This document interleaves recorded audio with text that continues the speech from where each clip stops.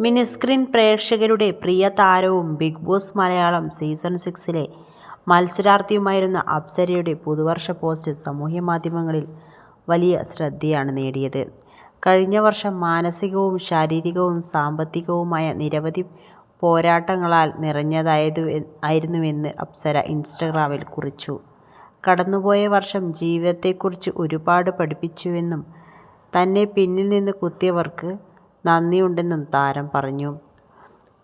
ഒരു പുതിയ തുടക്കം. ഇനി വരാനിരിക്കുന്നതെല്ലാം നല്ലതാകട്ടെ.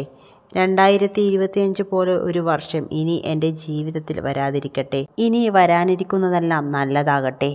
2025 പോലൊരു വർഷം ഇനി എൻ്റെ ജീവിതത്തിൽ വരാതിരിക്കട്ടെ എന്നാണ് അപ്സരയുടെ കുറിപ്പ് ആരംഭിക്കുന്നത്.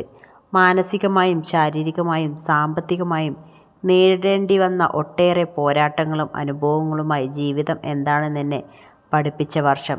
എന്നിലെ നന്മയും തിന്മയും തിരിച്ചറിയാൻ സഹായിച്ച വർഷം. മനുഷ്യൻ യഥാർത്ഥത്തിൽ എന്താണെന്ന് മനസ്സിലാക്കി തന്ന വർഷം, താരം കുറിച്ചു. തുറന്ന മനസ്സിനേക്കാൾ ഉള്ളിൽ പലതും ഒതുക്കി പുറത്ത് ചിരിക്കുന്നതാണ് നല്ലതെന്ന് തനിക്ക് ബോധ്യപ്പെട്ടെന്നും അപ്സര പറയുന്നു.